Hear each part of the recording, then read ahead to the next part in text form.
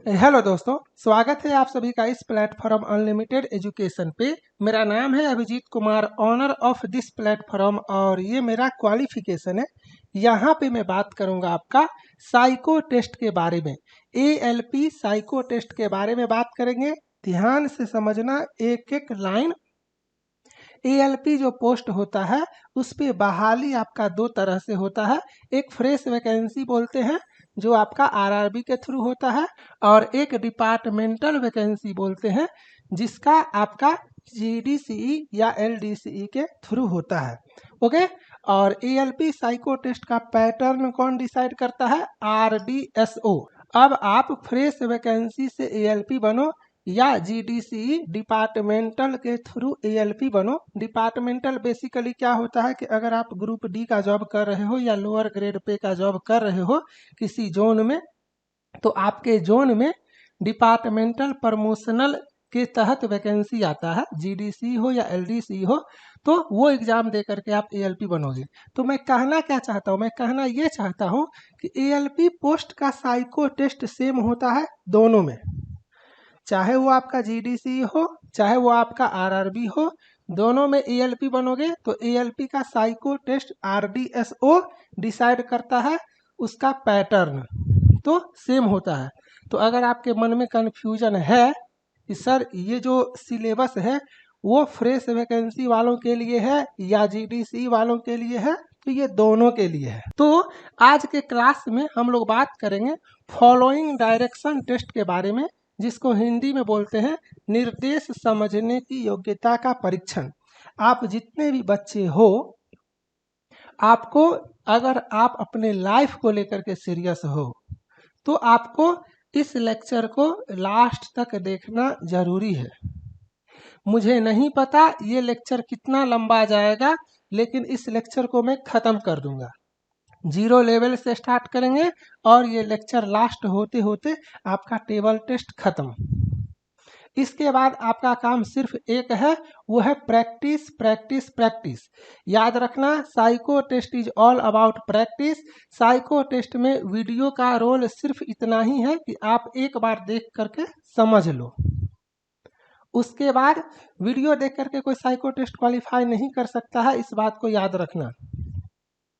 इसीलिए मैं सारा का सारा वीडियो यूट्यूब पे फ्री में डाल देता हूँ, ताकि आप जितने भी बच्चे हो इधर उधर मत भटको।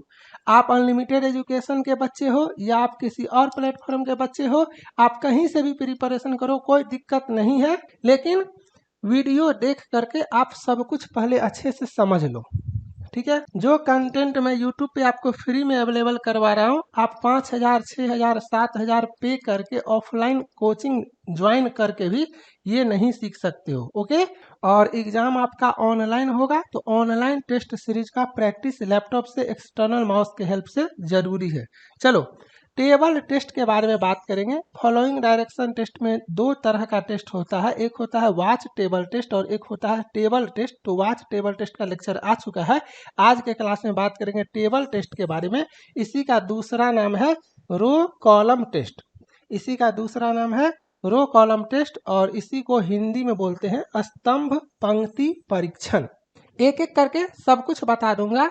ये आपका है list of important videos that you need to watch in order. आपका काम क्या है? पहले RRB ALP साइको टेस्ट का जो एग्जाम का पैटर्न होता है, ऑनलाइन एग्जाम कैसा होता है, वो इस लेक्चर में है। आपको इसको अच्छे से देखना है। फिर साइको टेस्ट का इम्पोर्टेंस क्या है ना? साइको टेस्ट का इम्पोर्टेंस क्या है? क्या होता है 30% वेटेज? क्यों इतने बच्चे साइको टेस्ट में फेल करते हैं? क्या साइको टेस्ट का इम्पोर्टेंस है? सब कुछ मैंने इसमें बताया हुआ है। टी स्कोर वगैरह क्या होता है, सब कुछ। फिर आपका आता है ALP साइको टेस्ट का सिलेबस एंड स्ट्रेटजी। उसके बाद ब्रिक टेस्ट का वीडियो, फिर हिडन क्यूब टेस्ट का वीडियो, फिर वॉच टेबल टेस्ट का 2 वीडियो है। और अभी आपका चल रहा है टेबल टेस्ट, फिर इसके बाद आएगा ट्रैक मेमोरी, फिर इसके बाद आएगा पिक्चर पोजीशन। ऐसे करके सारा वीडियो आपका आएगा, तो आप सीरियली देखो, आपके मन में कोई सा भी डाउट नहीं बचेगा। ठीक है। ये लिंक आपका डिस्क्रिप्शन में मिलेगा।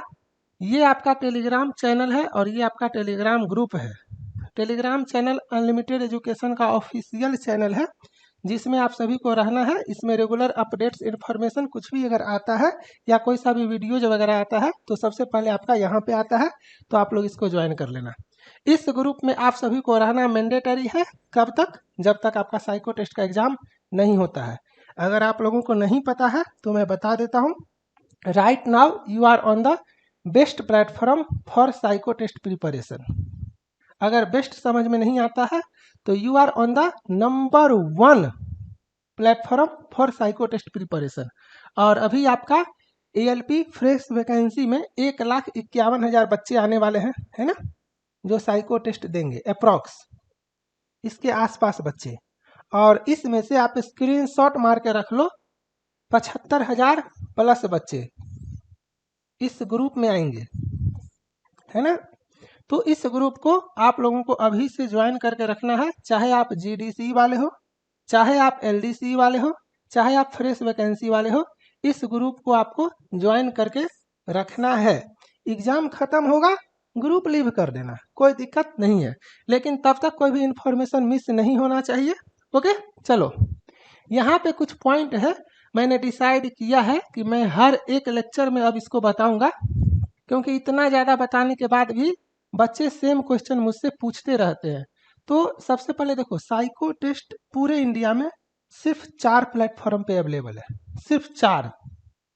पूरे इंडिया में साइको टेस्ट का ऑनर सिर्फ 4 लोग हैं। ओके, तो एक अनलिमिटेड एजुकेशन है, जो कि मैं हर लेक्चर में बताता हूं कि मेरा साइको टेस्ट सीरीज या अनलिमिटेड एजुकेशन का साइको टेस्ट सीरीज आपको ऑल इंडिया में कहीं भी नहीं मिलेगा इस प्लेटफॉर्म के अलावा। मतलब किसी और टीचर के पास, किसी और प्लेटफॉर्म के पास नहीं मिलेगा। यहाँ पे डायरेक्ट आप अनलिमिटेड एजुकेशन से आप लोगे और आप अपना प्रैक्टिस करोगे।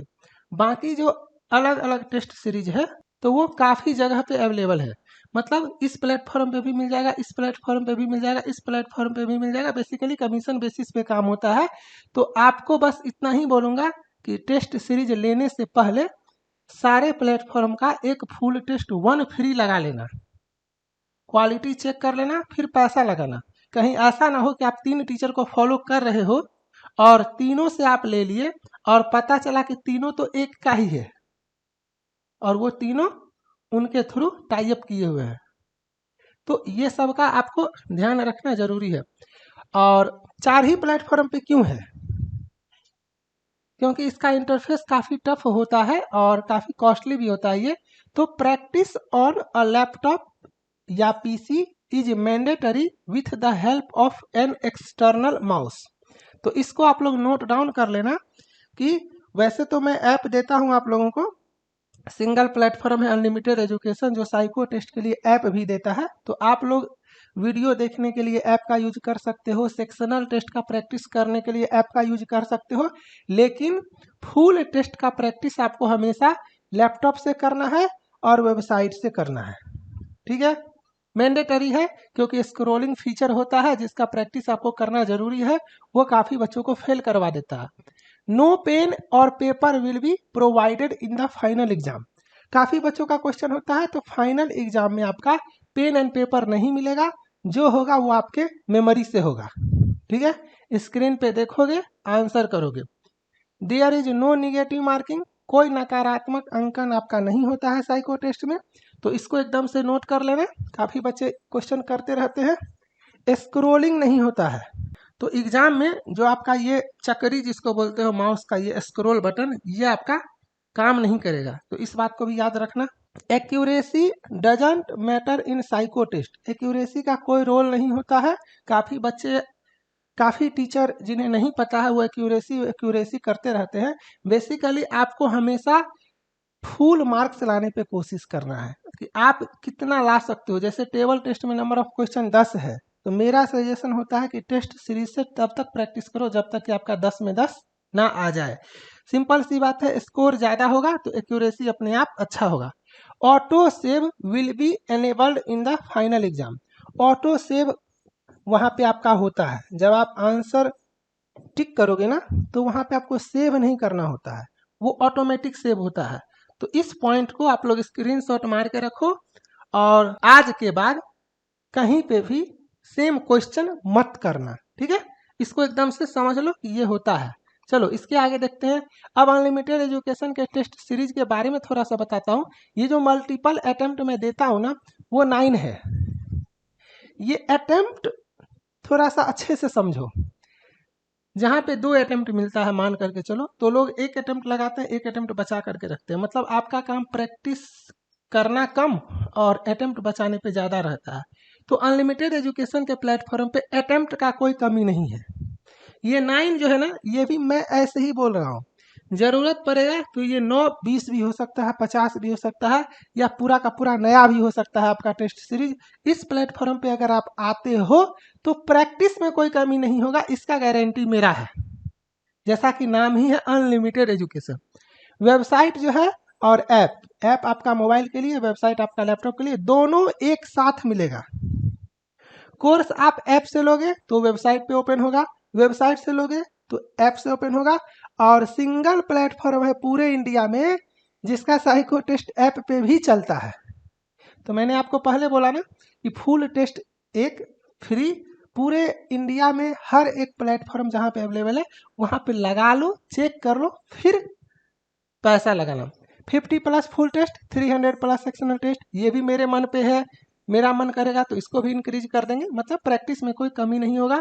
Both test, sectional as well as full, easy, moderate, high level test, both language. यहाँ पे थोड़ा सा बता देता हूँ।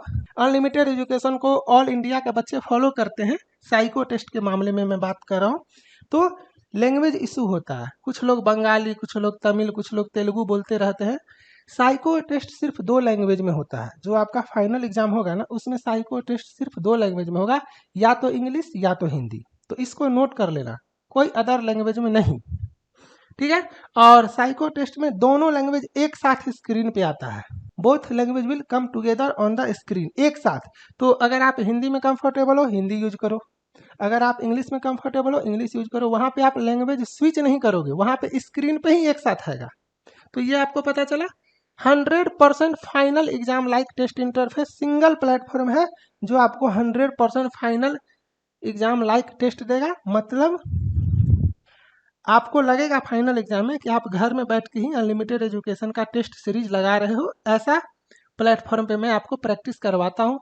आपको एक ग्रुप जो अभी मैंने बताया, 100% एरर फ्री टेस्ट सीरीज, ये सब काफ़ी इंपॉर्टेंट है, याद रखना है। साइको टेस्ट जो होता है ना, वो माइंड का गेम है। जब आप फुल कंसंट्रेशन के साथ टेस्ट लगाओगे और अचानक से बीच में server crash, error page found होगा ना, तो आपका दिमाग का दही हो जाएगा। तो ये सब चीज़ भी आपको देखना है। और एरर, दुनिया भर का एरर मिलेगा आपको टेस्ट सीरीज वगैरह में।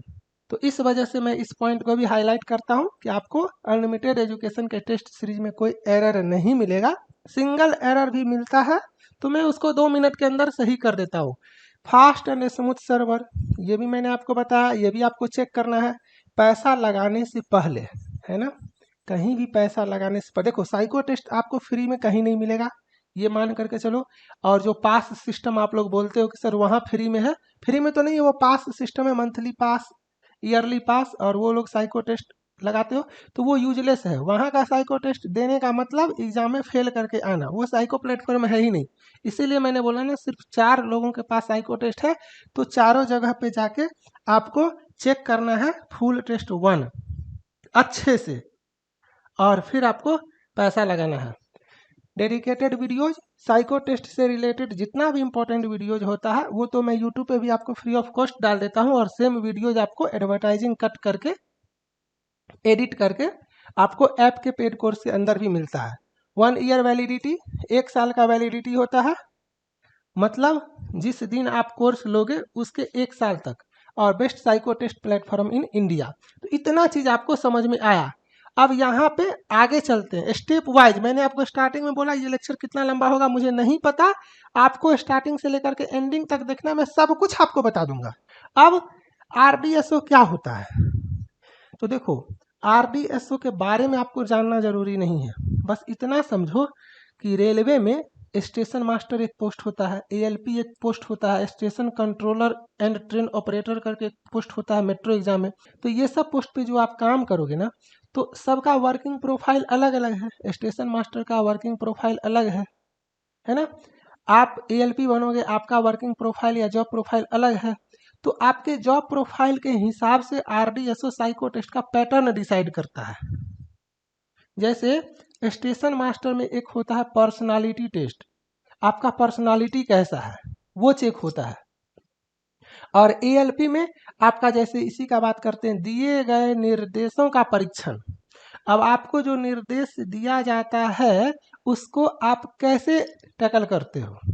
Find digit 6, find digit 9, yes no test, मतलब मेमोरी टेस्ट, मतलब उसमें आपका मेमोरी पावर चेक होता है ना। फाइंड डिजिट 6 में आपका स्पीड चेक होता है। तो जैसा आपका जॉब प्रोफाइल है ना, उससे रिलेटेड आपका टेस्ट होता है जो आरडीएसओ डिजाइन करता है। तो आरडीएसओ के हिसाब से आपका एएलपी में ये 5 तरह का टेस्ट होता है। Memory test, following direction test, depth perception test, test of power of observation test, perceptual speed test. और इसी का ये हिंदी है, आप लोग अपना अच्छे से देख लेना, ठीक है। देखो, आप हिंदी भाषी हो, मतलब आपको हिंदी में लेक्चर चाहिए। If you are from south India और इंजीनियरिंग बैकग्राउंड तो आपको इंग्लिश लेक्चर चाहिए, या कुछ लोगों को दोनों लैंग्वेज समझ में आता है। तो मैं इस प्लेटफॉर्म पे आपको तीनों लेक्चर दूंगा। अभी आपका सीरियली बाइलिंगुअल आ रहा है, इसके जस्ट बाद आपका कंप्लीट हिंदी में आएगा, और पैरेलल वे में आपका जो है सो कंप्लीट इंग्लिश में भी आएगा, है ना। कंटेंट सेम ही होगा, बस एक्सप्लेनेशन जो है हिंदी वाले में हिंदी का यूज करेंगे, इंग्लिश वाले में इंग्लिश का यूज करेंगे। ओके, तो आपको जो समझ में आता है सिर्फ आपको एक लेक्चर देखना है।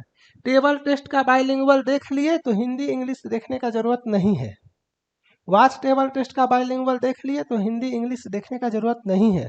अगर आपको नहीं समझ में आता, सिर्फ इंग्लिश चाहिए, तो वाच टेबल टेस्ट का इंग्लिश देखोगे। अगर हिंदी चाहिए तो वाच टेबल टेस्ट का हिंदी देखोगे। मतलब सब नहीं देखना है, सिर्फ एक देखना है, ताकि आपको सब कुछ समझ में आ जाए। तो ये हुआ। अब मेमोरी टेस्ट में आपका 5 तरह का टेस्ट होता है। इस लेक्चर के बाद जो लेक्चर आएगा उसमें मैं बात करूंगा ट्रैक मेमोरी टेस्ट के बारे में। एक एक करके सब खत्म करेंगे। 17-18 टॉपिक है आपका। तो जैसे ये एक सेक्शन हुआ मेमोरी टेस्ट, तो मेमोरी टेस्ट में बात करेंगे रेलवे ट्रैक मेमोरी का अगले लेक्चर में। अभी फिलहाल इतना समझो कि ये मेमोरी टेस्ट में 5 तरह का टेस्ट होता है ना। जब मेमोरी टेस्ट के बारे में बात करेंगे तब आपको सब कुछ अच्छे से बताऊंगा। फॉलोइंग डायरेक्शन टेस्ट में टेबल टेस्ट होता है आपका, ये दोनों एक ही है, एक में लेटर यूज हुआ है और एक में नंबर यूज हुआ है, तो 2 टाइप बोल सकते हो। आज के क्लास में इस दोनों को खत्म करेंगे।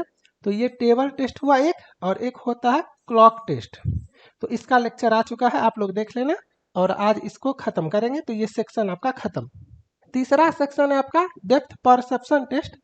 तो इसमें ब्रिक टेस्ट का लेक्चर आ चुका है, हिडन क्यूब टेस्ट का लेक्चर आ चुका है, तो आप लोग इसको देख लेना। मतलब ये सेक्शन ऑलरेडी कंप्लीट है, इसका लिंक आपको डिस्क्रिप्शन में मिल जाएगा। और लैंग्वेज इशू जो है ना, वो सिर्फ table test and watch table test में ही होता है। अगर आप हिंदी या इंग्लिश करते हो तो वो सिर्फ और सिर्फ watch table test and table test में। इसके अलावा किसी भी टेस्ट में लैंग्वेज का कोई रोल नहीं होता है ना। तो इस बात को याद रखना। चलो, पावर ऑफ ऑब्जर्वेशन टेस्ट, या इसको बोलते हैं कंसंट्रेशन टेस्ट, इसी को हिंदी में बोलते हैं अवलोकन शक्ति परीक्षण। और इसमें ये सारा टेस्ट होता है, मतलब पावर ऑफ ऑब्जर्व करने का क्षमता आपका चेक होता है यहाँ पे। और ये टेस्ट कैसा होता है, yes no test, find digit 6 test, find digit 9 test, picture placement position test, इसके बारे में जब लेक्चर आएगा तब बात करेंगे। परसेप्चुअल स्पीड टेस्ट, इसमें आपका सिमिलरिटी टेस्ट, और सेम फिगर में एक हेक्सागोनल टाइप का, और सेम फिगर में ही एक ऑक्टागोनल टाइप का। तो एक ये और आपका ये, ठीक है। तो ये आपको समझ में आया। तो ये था बेसिकली आपका साइको टेस्ट का सिलेबस। मैं हर लेक्चर में बताता हूँ कि अगर कोई भूले भटके मेरा एक लेक्चर भी देख लेना, तो उसको कम से कम सब कुछ समझ में आ जाए। चलो, अब यहाँ से स्टार्ट करते हैं आज का क्लास। ओके, तो हम लोग बात करेंगे टेबल टेस्ट के बारे में। तो देखो, टेबल टेस्ट का जो आरडीएसओ का गाइडलाइंस है उसको पहले पढ़ते हैं। In this test you will be given a pattern of letters to look at and will be asked questions about how certain directions will change in that pattern. The answer to each question will be one of the letters in the pattern. You are to decide which letter shows the correct answer. ठीक है, अब letter type में letter है और number type में यहाँ पे number होगा। यहाँ पे जैसे ये ABCD है तो वहाँ पे 1 2 3 ऐसे करके होगा, इसीलिए दो टाइप बोलते हैं टेबल टेस्ट को, एक लेटर टाइप, एक नंबर टाइप। सब कुछ सेम है, बस अक्षर के जगह पे अंक है। ठीक है, इस परीक्षण में आपको अक्षरों के एक समूह का पैटर्न देखने को दिया जाएगा और पैटर्न में परिवर्तन पर आधारित प्रश्न पूछे जाएंगे। प्रत्येक प्रश्न का उत्तर पैटर्न के अक्षरों में से एक अक्षर होगा। आपको यह तय करना है कि कौन सा अक्षर सही उत्तर है। इतना आपको समझ में आया। अब मेन पॉइंट बताते हैं। इस तरह का आपका टेबल का फिगर होगा और टाइम जो है वो आपको 5 मिनट मिलेगा और नंबर ऑफ क्वेश्चन आपका 10 है और आपको टेस्ट सीरीज से तब तक प्रैक्टिस करना है जब तक आप 10 में 10 नहीं ले आते हो। ठीक है, अब एक क्वेश्चन के हेल्प से आपको समझाता हूँ। Which is the only letter that appears directly above A? कौन सा एकमात्र अक्षर है जो ए के ठीक ऊपर है? तो आप देखो यहाँ पे कुछ नहीं है, यहाँ पे ए के ऊपर बी है, यहाँ भी ए के ऊपर बी है, यहाँ भी ए के ऊपर बी है, यहाँ भी ए के ऊपर बी है, और अगर इसको ऊपर से लिखते तो ए के ऊपर ये भी बी ही हुआ। तो कौन सा ऐसा एकमात्र अक्षर है जो ए के ठीक ऊपर आता है? तो ए के ठीक ऊपर आप सारे में देखो बी ही है ना, तो इसका आंसर होगा बी। इतना आपको समझ में आया। अब चलो टाइप ऑफ इमेज। अब अनलिमिटेड एजुकेशन का जब आप टेस्ट सीरीज लगाओगे तो आपको अलग अलग टाइप का इमेज मैंने आपको दिया हुआ है। जैसे आपका एक ये टाइप है, एक आपका ये टाइप है, सब कुछ सेम ही है। जैसे यहाँ पे देखो कॉलम लिखा हुआ है ना, यहाँ पे देखो कॉलम के साथ साथ स्तंभ भी लिखा हुआ है। यहाँ पे ये स्तंभ के बारे में, ये पंक्ति के बारे में, मतलब डिजाइन कह सकते हो अलग अलग है। यहाँ पे देखो ऐसे कॉलम 1 2 3 है ना, यहाँ पे पंक्ति 1 2 3 4। यहाँ पे आप देखो ये टेबल बना हुआ है और यहाँ पे कॉलम 1 भी है, स्तंभ 1 भी है, रो 1 भी है, पंक्ति 1 भी है ना। यहाँ पे आप देखो, यहाँ पे कॉलम 1 है, स्तंभ 1 है, लेकिन यहाँ पे आप कॉलम ए है, स्तंभ ए है ना। तो बेसिकली ये अलग अलग डिजाइन है। मैं तो आपको पढ़ाता हूँ तो मेरा तो काम है हर एक चीज आपको बताना, ताकि एग्जाम में अगर कुछ भी इधर उधर किया तो आप बना के आओगे, छोड़ के नहीं आओगे। ठीक है, चलो ये बॉर्डर हुआ आपका, सेम चीज है। यहाँ पे देखो, यहाँ पे देखो, अलग अलग। ठीक है, अब इमेज इन फाइनल एग्जाम। अब आपका जो फाइनल एग्जाम होगा वहां पे अभी तक के हिसाब से ऐसा इमेज होगा। तो बेसिकली आपको समझना क्या है, आपको बस ये समझना है कि ये आपका यहाँ पे ये रो है या पंक्ति है और ये आपका कॉलम है। कॉलम है, स्तंभ है। अब कॉलम को हिंदी में ऐसे लिखे या स्तंभ लिखे, ये आपको समझना है। और ये 25 5 5 5 का बना हुआ है। ठीक है, तो कह सकते हो आप 5 गुना 5 का ये आपका टेबल है। तो यहाँ तक आपको इतना समझ में आया। अब चलो मैं आपको स्टार्ट करता हूँ स्टेप वाइज। ये आपका फिगर है, अच्छे से देखो। इसको रो बोलते हैं। क्या बोलते हैं? रो, मतलब हॉरिजॉन्टल। क्या बोलते हैं इसको? हॉरिजॉन्टल।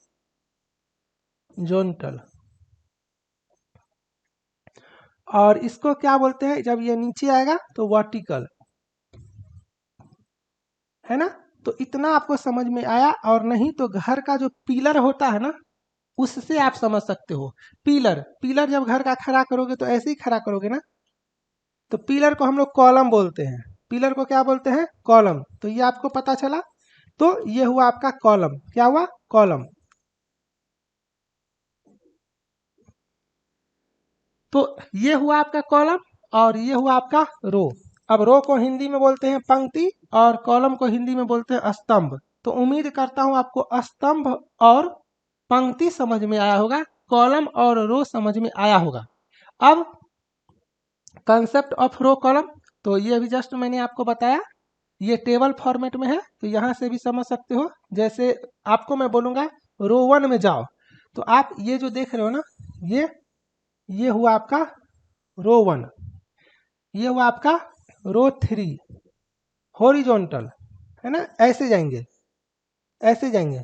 और मैं आपको बोलूँगा कॉलम 2 में जाओ, तो कॉलम 2 में आप कैसे जाओगे?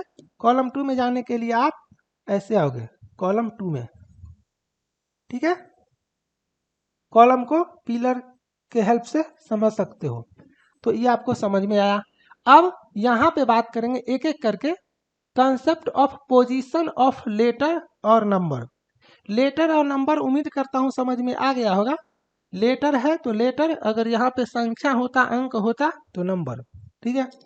तो अब पोजीशन समझो, जैसे मैं बोलूँगा ये कहाँ पे है, तो आप बोलोगे, अगर नहीं समझ में आता तो इसको आप एक लाइन ऐसे खींचो और एक लाइन आप ऐसे खींचो। अब आप बताओ, तो आप बोलोगे सर ये रो 1 में है और कॉलम 1 में है। ध्यान से समझो, ये कहाँ पे है, ये रो 1 में है और ये कॉलम 1 में है।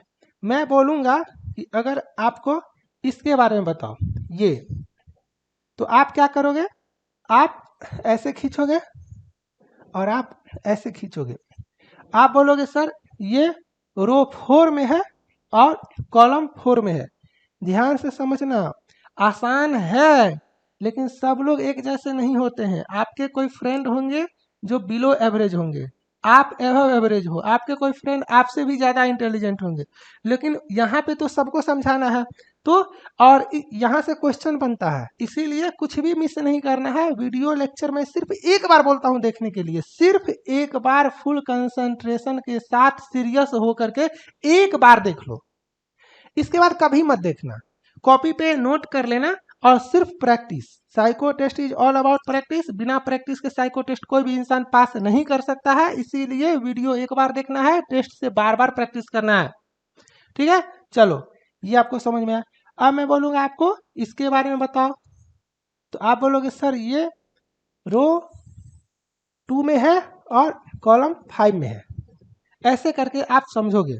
अगर आपको ये समझ में आ गया तो मैं आपसे बोलता हूं कि रो 5 और कॉलम 3 पे पहुंचो, तो आप रो 5 पे तो पहुंचोगे और कॉलम 3 पे पहुंचोगे, ये है, ठीक है। तो इसका प्रैक्टिस करना, एक एक का पोजीशन आपको पता होना चाहिए, एक एक का पोजीशन। जैसे ये क्या है, ये रो 3 कॉलम 1 में है, ये कहाँ पे है, ये रो 1 कॉलम 4 में है, ठीक है। तो उम्मीद करता हूं अब आपको ये समझ में आ गया होगा।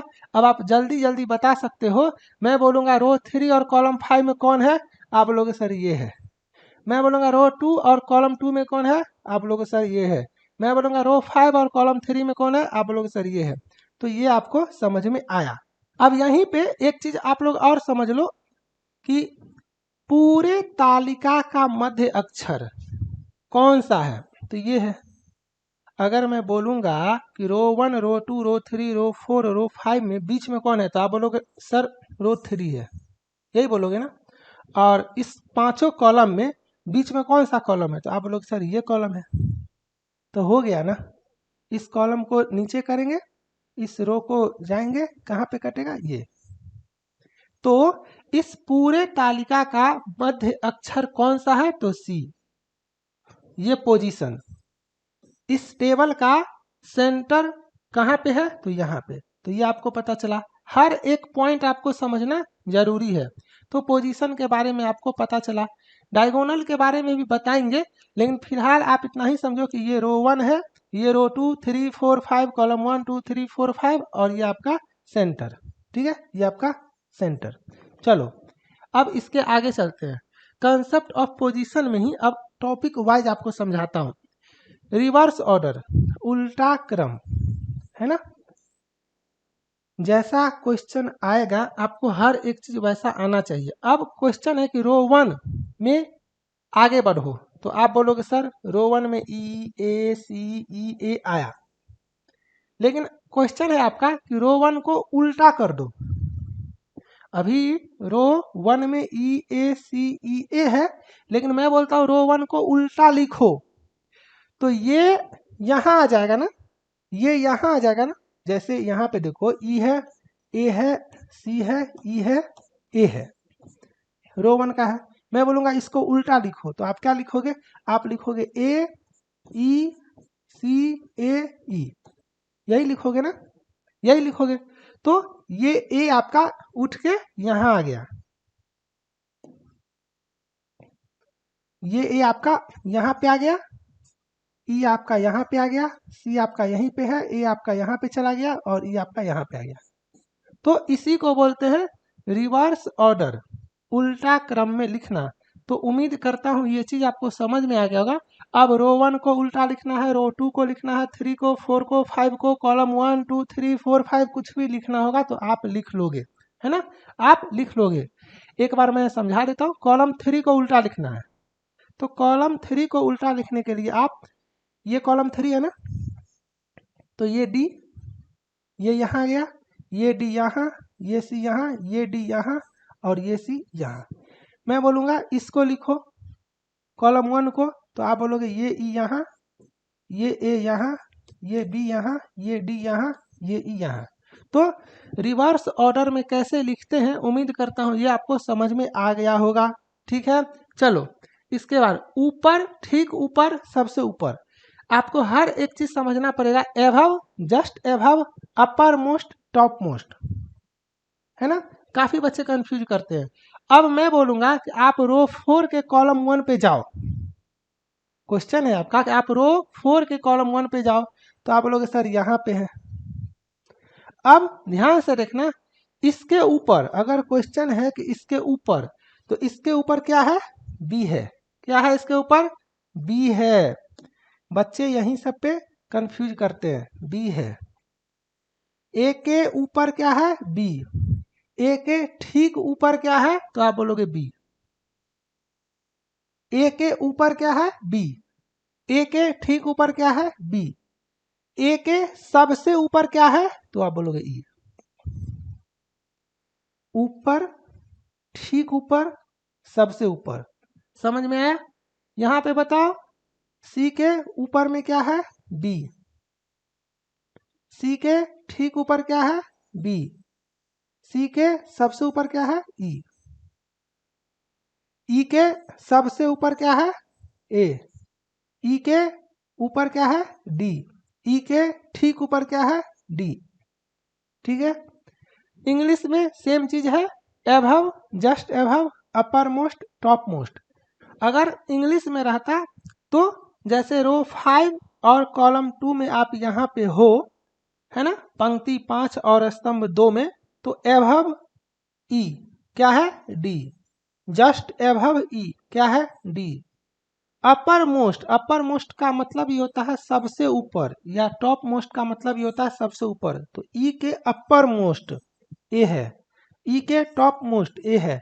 तो उम्मीद करता हूं यहाँ पे आपको ऊपर, ठीक ऊपर, सबसे ऊपर का कंसेप्ट समझ में आया। एक चीज आप लोग और यहाँ पे समझो, बी के ऊपर के ऊपर, अगर ये बी है, बी के ऊपर के ऊपर, तो बी के ऊपर के ऊपर, बी के ऊपर के ठीक ऊपर, बी के ऊपर के सबसे ऊपर। तो ये आपको समझ में आया।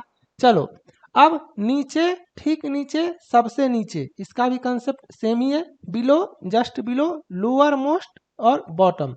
अब यहाँ पे पंक्ति 1 और कॉलम 2, स्तंभ 2, पंक्ति 1 और स्तंभ 2 या रो 1 और कॉलम 2 पे आप हो और आपसे क्वेश्चन पूछा जाएगा कि ए के नीचे क्या है। काफी बच्चे गलती करते हैं कि सर ए के नीचे तो ई है ना। जी नहीं, ए के नीचे डी है, ए के नीचे डी है, ए के ठीक नीचे डी है, ए के सबसे नीचे ई है। ठीक है, ए के नीचे डी है, ए के ठीक नीचे डी है, ए के सबसे नीचे ई है। ओके, ई से बॉटम पे जाना है तो इस ई पे पहुंचेंगे। ठीक है, सी से बिलो डी है, सी से जस्ट बिलो डी है, सी से बॉटम डी है। तो ये आपको समझ में आया। चलो अगला क्वेश्चन है अगल बगल। अब ये अगल जो है ना, ये कोई वर्ड नहीं है, काफ़ी लोग गलत पढ़ा देते हैं। ये कोई पार्टिकुलर वर्ड आपका नहीं है। अगल बगल, यहाँ पे ध्यान से समझो, बगल होता है, अगर एक साथ आएगा तो अगल बगल यूज होगा कि आपके अगल बगल, नहीं तो सिर्फ अगर अकेला में यूज होगा तो बगल होगा। ठीक है, मैं यहाँ पे समझा देता हूँ। अगर अगल बगल आया तो इसका मतलब आप लेफ्ट राइट समझोगे। क्या समझोगे? Left right. ओके, जैसे यहाँ पे डी है तो डी के अगल बगल में क्या है? तो डी के अगल बगल में ये डी है और ये है, तो लेफ्ट में ये डी है और राइट में आपका ये बी है। तो इसी को कुछ लोग बोलते हैं अगल और इसको बोलते हैं बगल। ठीक है, तो चलो ठीक है, अगर क्वेश्चन में आ गया कि डी के अगल में क्या है तो आप ये डी बोलना, लेकिन ऐसा क्वेश्चन आता नहीं है। क्वेश्चन आपका आएगा कि डी के बाएं बगल में क्या है, डी के बाएं बगल में क्या है, ऐसा क्वेश्चन आता है। डी के दाएं बगल में क्या है। ठीक है, तो ये आपको समझ में है। लेकिन अगर क्वेश्चन में डायरेक्ट है कि डी के अगल बगल, तो लेफ्ट राइट वाला समझ आना। इस डी के अगल बगल तो ये ए और ये डी, इस बी के अगल बगल तो ये डी और ये ए, है ना। ये आपको समझ में आया। वहीं पे आपका ऐसा होता कि सी, तो सी के अगल बगल, लेकिन यहाँ ए पे पूछेगा तो यहाँ तो इधर है नहीं, तो इस कंडीशन में क्या पूछेगा कि ए के बाएं बगल, लेफ्ट साइड में बगल। ठीक है, तो ये आपको अगल बगल का कंसेप्ट यहाँ पे समझ में आया। चलो अब है आपका ऊपर नीचे, अप डाउन। बेसिकली मैं आपको इस टर्म से परिचित करवा रहा हूं कि क्वेश्चन में कुछ भी आएगा तो आप कैसे समझोगे। अब डी के ऊपर में क्या है? ए। डी के नीचे में क्या है? बी। डी के अप में क्या है? ए। डी के डाउन में क्या है? बी। तो इस तरह से आपको आंसर करना है। इसके बारे इर्द गिर्द, इसको चारों ओर बोलते हैं, तो इसको आप समझ लो, है ना। काफी बच्चे इस वर्ड से कंफ्यूज करते हैं कि सर इर्द गिर्द का मतलब क्या है, तो इसका मतलब है चारों ओर। अब क्वेश्चन है आपका कि डी के इर्द गिर्द क्या है, तो आप बोलोगे चारों ओर। अब चारों ओर ये भी है, ये भी है, ये भी है, ये भी है, ये भी है, ये भी है, ये भी है, ये भी है। उम्मीद करता हूं यहाँ पे अब आपको समझ में आ गया होगा, किसी को कोई दिक्कत नहीं है। तो एक लेटर है, उसके चारों ओर 1 2 3 4 5 6 7 8 लेटर है, तो ये आपको समझ में आया। तो जब क्वेश्चन में इर्द गिर्द हो तो आपको इस तरह से करना है। जैसे क्वेश्चन है आपका कि डी के इर्द गिर्द जो भी अक्षर है उसमें बी का आवृत्ति कितना है, बी का फ्रीक्वेंसी कितना है।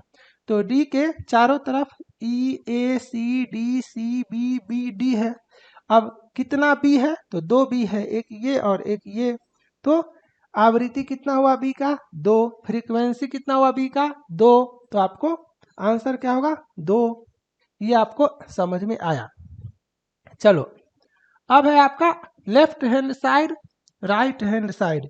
ये सब बात मैं पोजीशन ऑफ लेटर नंबर में ही आपको बता रहा हूँ। बेसिकली ये टॉपिक का सब टॉपिक है। Left hand side, right hand side, या बाएं हाथ की ओर, दाएं हाथ की ओर, या वामावर्त, दक्षिणावर्त। तो आप ऐसे हो लैपटॉप पे, लैपटॉप का जो स्क्रीन है उस पे आप जो बैठे हुए हो, तो आपका ये लेफ्ट हैंड, ये राइट हैंड, तो ऐसे आप समझो। तो ये डी है, तो इसके लेफ्ट हैंड साइड में क्या है? ये डी। इसके राइट हैंड साइड में क्या है? ये बी। इसके बाएं तरफ क्या है? डी। दाएं तरफ क्या है? बी। इसके वामावर्त क्या है? डी, दक्षिणावर्त क्या है बी। तो ये आपको समझ में आया, ठीक है। चलो फ्रीक्वेंसी जो कि मैंने अभी आपको बताया, जैसे सी के इर्द गिर्द में डी का फ्रीक्वेंसी बताओ।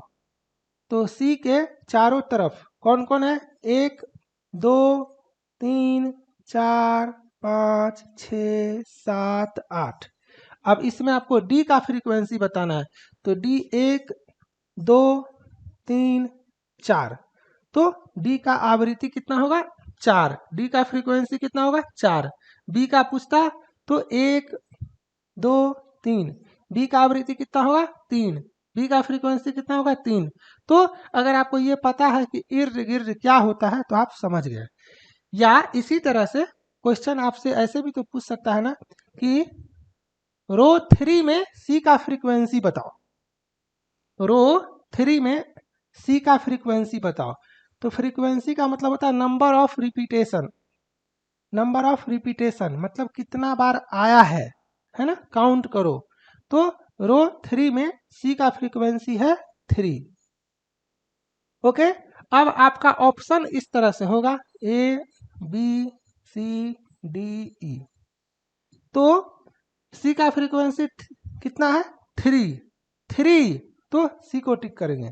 अगर आंसर में मेरा रो 1 आता है तो एक को टिक करेंगे। अगर आंसर में मेरा रो 5 आता है तो ई को टिक करेंगे। अगर आंसर में मेरा कॉलम 4 आता है तो डी को टिक करेंगे। मतलब नंबर इक्वल टू लेटर, इसको भी याद रखना। जैसे क्वेश्चन है आपका कि किस स्तंभ में बी अक्षर नहीं है, तो आप बोलोगे सर स्तंभ 1 में तो बी है, स्तंभ 2 में भी बी है, स्तंभ 3 में बी नहीं है, स्तंभ 4 में बी है, स्तंभ 5 में बी है। क्वेश्चन क्या था, किस स्तंभ में बी नहीं है। तो आंसर होगा स्तंभ 3। तो स्तंभ 3 है ना, तो 3 के लिए क्या आंसर करेंगे, 3 के लिए आंसर करेंगे सी, 1 के लिए आंसर करेंगे ए, 2 के लिए आंसर करेंगे बी, 4 के लिए आंसर करेंगे डी और 5 के लिए आंसर करेंगे ई। तो ये भी आपको समझना है, ठीक है। इतना आपको समझ में आया। चलो फ्रीक्वेंसी का कहानी खत्म। अब हम लोग बात करते हैं कंसेप्ट ऑफ डायगोनल के बारे में, विकर्ण के बारे में। One of the most important topic, इसको आपको अच्छे से समझना है। इसको समझने से पहले एक चीज आप और समझो, मैं आपको बोलूंगा स्तंभ 1 में जाओ। अभी मैं खड़ा हूं यहाँ पे, मुझसे कोई बोलेगा कि आप चलो, तो मैं अपने आप सीधा चलूंगा ना, मैं बाएं दाएं या पीछे तो नहीं चलूंगा। अगर मैं खड़ा हूं चुपचाप और कोई बोलेगा दौड़ो या चलो, तो ये कॉमन सेंस है, अपने आप चलना शुरू करोगे आगे की तरफ, है ना। जब तक आपको बोलेगा नहीं कि पीछे चलो या बाएं चलो या दाएं चलो, मतलब पीछे चलने के लिए, बाएं चलने के लिए या दाएं चलने के लिए बोलना पड़ेगा कि बाएं चलो दाएं चलो, लेकिन आपको बोलेगा चलो, आप खड़े हो चलो, तो सीधा चलोगे। उसी तरह से जब आपसे क्वेश्चन में पूछेगा कि पंक्ति 1 में जाएं, तो आप पंक्ति 1 में जाओगे। आपको क्वेश्चन पूछेगा कॉलम 3 में आगे बढ़ें, तो आप कॉलम 3 में आगे बढ़ोगे। पंक्ति 5 में आगे बढ़े तो पंक्ति 5 में आगे बढ़ेंगे। कॉलम 4 में आगे बढ़े तो कॉलम 4 में आगे बढ़ेंगे, मतलब यहां से बढ़ेंगे, ये नहीं कि यहां से बढ़ेंगे। अगर आपको क्वेश्चन पूछेगा कि कॉलम 1 में नीचे से ऊपर की तरफ जाएं, तब आप जाओगे। अगर आपसे क्वेश्चन पूछेगा कॉलम 1 में आगे बढ़े, तो आप आगे बढ़ोगे। इस चीज को समझ लेना, ठीक है। अगर आपसे क्वेश्चन इस तरह से आएगा कि रो 3 में दाएं से तीसरा, तब आप दाएं से आओगे तीसरा पे। लेकिन अगर आपसे क्वेश्चन पूछेगा कि रो 3 में तीसरा अक्षर, या आपसे क्वेश्चन पूछेगा कि रो 1 में दूसरा अक्षर, तो रो 1 में दूसरा ये है, लेकिन रो 1 में दाएं से दूसरा अक्षर, तो फिर ये हो जाएगा। इस चीज को समझ गए होगे, नहीं तो रिपीट कर लेना 1-2 मिनट बैक से फिर से। चलो अब स्टार्ट करते हैं डायगोनल के बारे में। अच्छे से समझना, इस टेबल में कितना कोना है, तो आप बोलोगे सर 4 कोना है। कितना कोना है? 4 कोना है ना। तो 4 कोना का 4 विकर्ण। इस कोना का नाम क्या है? इस कोना का नाम है ऊपर बायां, ऊपर दायां, नीचे बायां, नीचे दायां। ये समझ गए होगे। अपर लेफ्ट, यहां पे लिख देता हूं अपर लेफ्ट। इसको क्या बोलेंगे? Upper right, upper right. इसको क्या बोलोगे? Below right, below right. और इसको क्या बोलोगे? बिलो या बॉटम, बिलो लेफ्ट। ठीक है, या बॉटम लेफ्ट, बॉटम लेफ्ट। और इसको बॉटम राइट। क्लियर है? ऊपरी बाएं, ऊपरी बाएं, ऊपरी दाएं, निचला बाएं, निचला दाएं। कैसे समझोगे? सीधा है, ऊपर में है, नीचे में है, बाएं हाथ के तरफ है, दाएं हाथ के तरफ है, खत्म। तो ये आपको समझ में आया। तो अगर आपसे क्वेश्चन पूछा जाएगा जो ऊपरी बाएं अक्षर या ऊपरी बाएं कोना का विकर्ण, तो आप इस विकर्ण पे जाओगे। एरो देखना, ऊपरी दायां कोना का विकर्ण। ठीक है, एरो देखना, एरो देखना जरूरी है। निचला बायां कोना का विकर्ण, निचला दायां कोना का विकर्ण। तो ये आपको समझ में आया? ठीक है, चलो फिर से समझते हैं। ये तो चारों कोना का विकर्ण हो गया, आप समझ गए। अब पोजीशन मैंने आपको बताया था, ये पंक्ति 1 में भी है और कॉलम 1 में भी है। तो पंक्ति 1 का विकर्ण, अगर ये क्वेश्चन होगा पंक्ति 1 का विकर्ण, तो पंक्ति 1 में है, ये हुआ। पंक्ति 1 का विकर्ण कौन हुआ? ये हुआ। ये कॉलम 1 में भी है ना, कॉलम 1 का विकर्ण कौन सा हुआ बताओ? कॉलम 1 का विकर्ण भी यही हुआ। ठीक है, पंक्ति 1 का विकर्ण भी यही हुआ, कॉलम 1 का विकर्ण भी यही हुआ। अब पंक्ति 5 का विकर्ण, पंक्ति 5 का विकर्ण, तो पंक्ति 5 ये है ना, तो पंक्ति 5 का विकर्ण। ठीक है, कॉलम 5 या स्तंभ 5 का विकर्ण, तो स्तंभ 5 का विकर्ण ये है ना, तो ये हुआ। ठीक है, और एक क्वेश्चन कि दाया निचला कोना का विकर्ण, दाया निचला कोना का विकर्ण इसका, तो इसको क्या करेंगे? इसको करेंगे इस तरह से। तो ये टर्मिनोलॉजी जो है ना, ये आपको समझना पड़ेगा। क्लियर है? चलो खत्म। अब जल्दी जल्दी, पंक्ति 1 का विकर्ण ये है, कॉलम 1 का विकर्ण ये है, पंक्ति 5 का विकर्ण ये है, कॉलम 5 का विकर्ण ये है, नीचे दाया कोना का विकर्ण ये है। कहानी खत्म। इतना आप सीख चुके हो। चलो अब ध्यान से देखना, कोना का कहानी तो खत्म हो गया ना। अब किनारे में ये बचा, ये बचा, ये बचा, ये बचा, ये बचा, ये बचा, कोना वाला कहानी खत्म। तो कोना में, कोना में था चार, चारों का कितना विकर्ण था? एक एक, इसका एक, इसका एक, इसका एक, इसका एक। अगर मैं बोलूंगा ई से विकर्ण बनाओ तो आप एक बना दोगे, मैं बोलूंगा ए से बनाओ तो आप एक बना दोगे, इस ए से एक बना दोगे, इस ई से एक बना दोगे। लेकिन ये जो 1 2 3 4 5 6 7 8 9 10 11 12 देख रहे हो, इस 12 में दो दो विकर्ण है। ठीक है, ध्यान से समझना। इसमें विकर्ण का मतलब क्या होता है? तिरछा चलना, तिरछा चलना। इसमें आप ऐसे जाओगे और ऐसे जाओगे तो ये हुआ विकर्ण।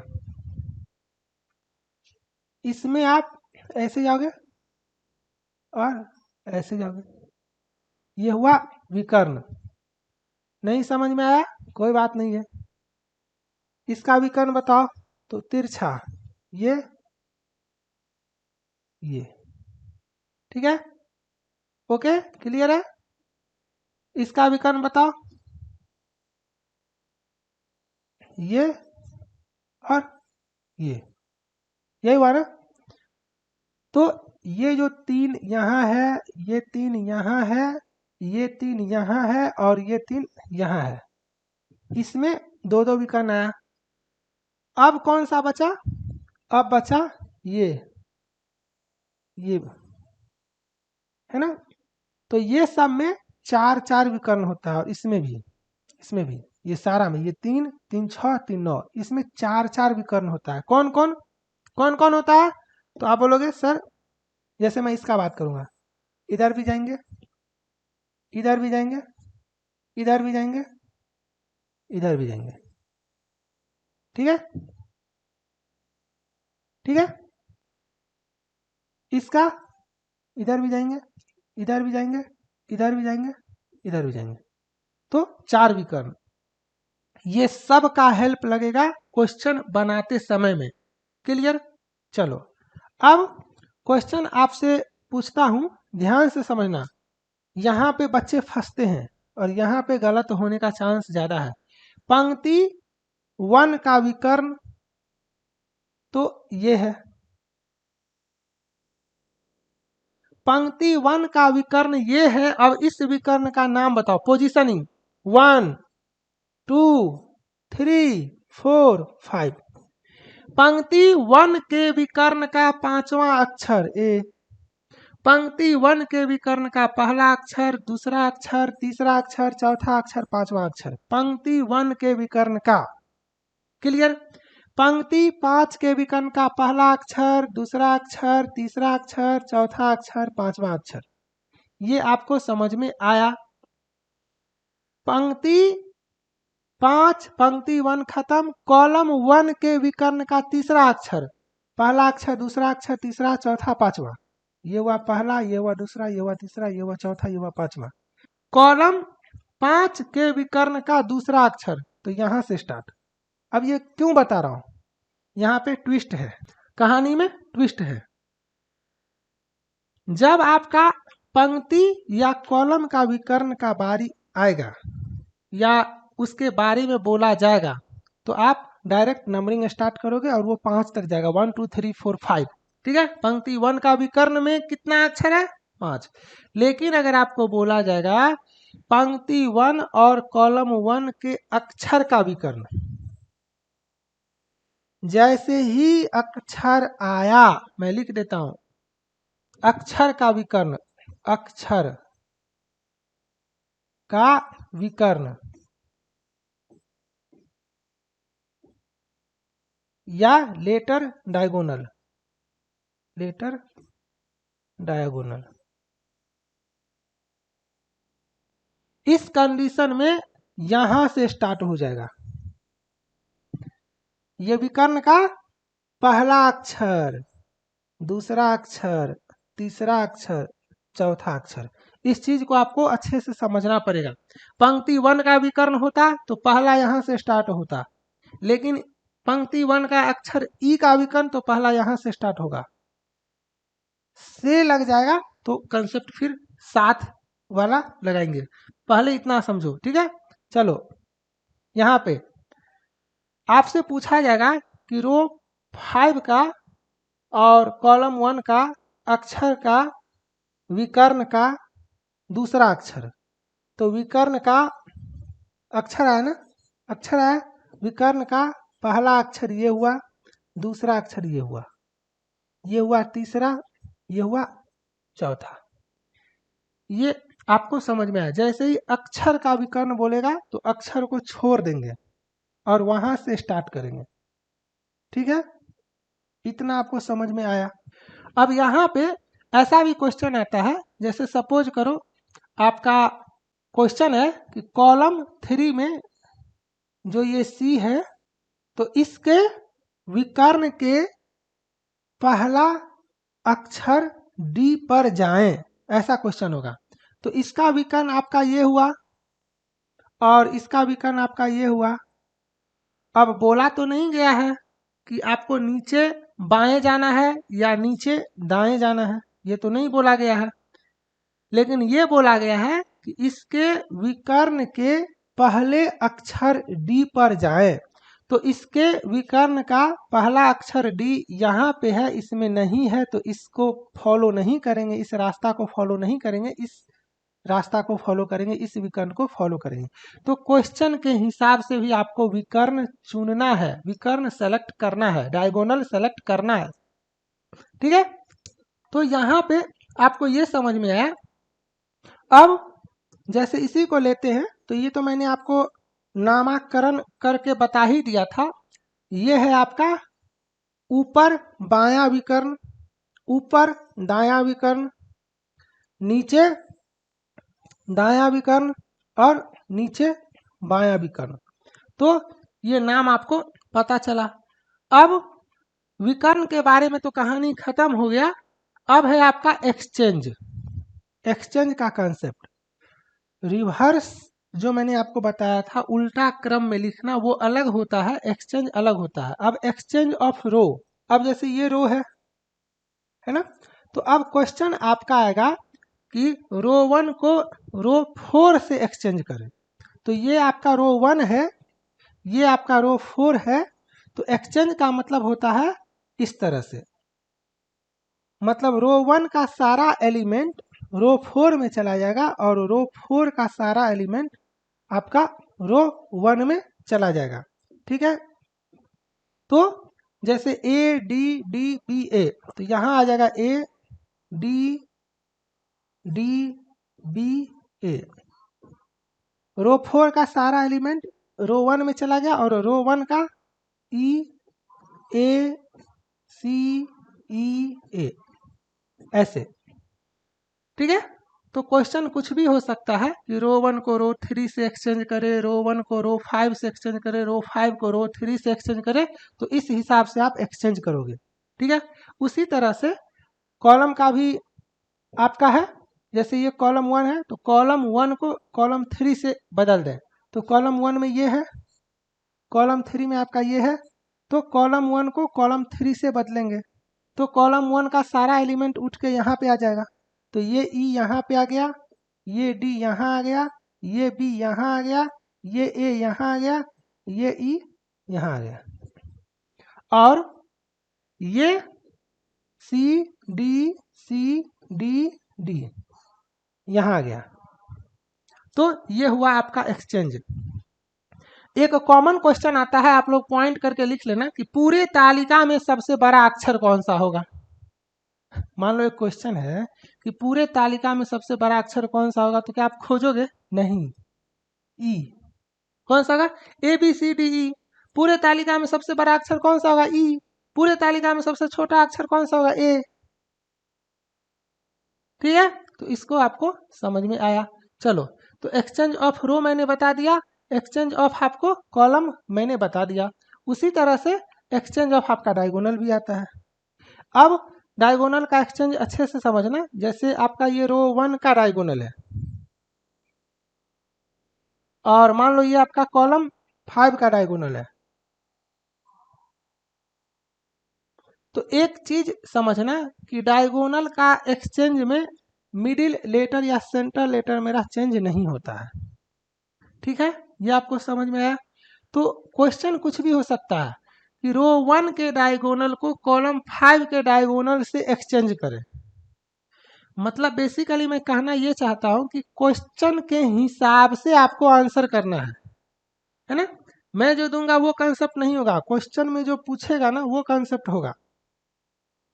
जैसे पोजीशन वाइज एक्सचेंज करोगे ना, 1 को 1 से, 2 को 2 से, 3 को 3 से, ऐसे एक्सचेंज करोगे ना।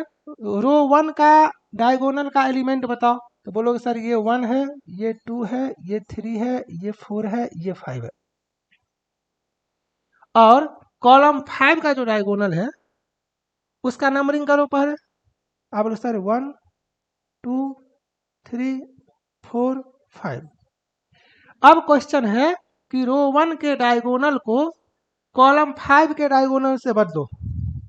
तो ये 1 2 3 4 5 जो है ना वो ऐसे 1 2 3 4 5 हो जाएगा, और इसका 1 2 3 4 5 जो है वो इसका 1 2 3 4 5 हो जाएगा। या शॉर्टकट में इसको ऐसे समझो, ये प्रैक्टिस से आपका हो जाएगा। मैंने अभी बोला ना 1 1,